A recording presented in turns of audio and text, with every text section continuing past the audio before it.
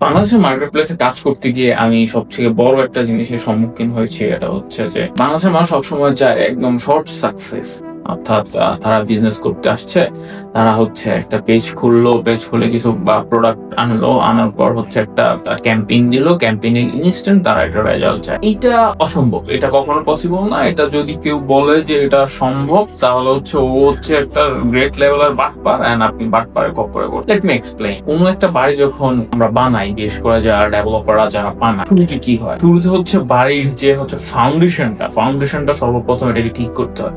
তা আপনি যদি ফাউন্ডেশন ছাড়াই যদি আপনি করে ফেলেন, এটা ধসে পড়ার সম্ভাবনা সবচেয়ে বেশি। এট দ্য সেম টাইম বিজনেসের ক্ষেত্রে, জবের ক্ষেত্রে, whatever you are doing in life, most important হচ্ছে যে বিল্ডিং ইউর ফাউন্ডেশন। আপনার ফাউন্ডেশন যত স্ট্রং হবে, উপরে উঠতে তত কষ্ট হবে না। যেমন আমার বাসার পাশে কতগুলো নতুন নতুন ডেভেলপাররা বিল্ডিং বানাচ্ছে, ওরা জাস্ট নিচে কাজ করছে প্রায় 6 মাসের মতো, আর পরবর্তী 6 মাসে বিশাল বিল্ডিং তুলে ফেলছে। This is the strategy. আপনি এটাই করেন না কেন? স্ট্র্যাটেজি ওয়াইজ করেন। আমি অনেক এক্সাম্পল দিতে পারি চাইলে। মানুষ সব সময় চায় সব খুব কম সময়ে সব অধিক কোটিপতি হয়ে যাবে। It's never possible, never.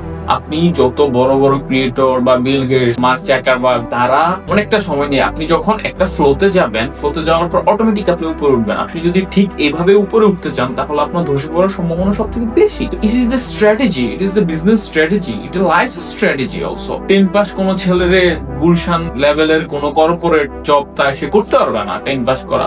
Or 10 pass যদিও করে, 10 পাসের মধ্যে ওর একটা ফাউন্ডেশন বিল্ড করতে হবে, এদার স্কিল, পড়াশোনা দিয়ে। যেটা কখনোই সম্ভব না। কখনো শর্ট টার্ম এন্ড ইনস্ট্যান্ট রেজাল্টের চিন্তা করবেন না। হ্যাঁ, ইনস্ট্যান্ট রেজাল্ট আসবে যখন হচ্ছে আপনি আপনার কম্পিটিটরদেরকে অ্যানালাইসিস করে ঠিক করতে পারবেন। আপনি যখন একটা লং টার্ম প্রসেসে যাবেন, তখন হচ্ছে আপনার বিজনেস বা job, whatever you are doing in your life, একটা সাস্টেনেবল ডেভেলপমেন্ট আপনি দেখতে পাবেন। This is strategy.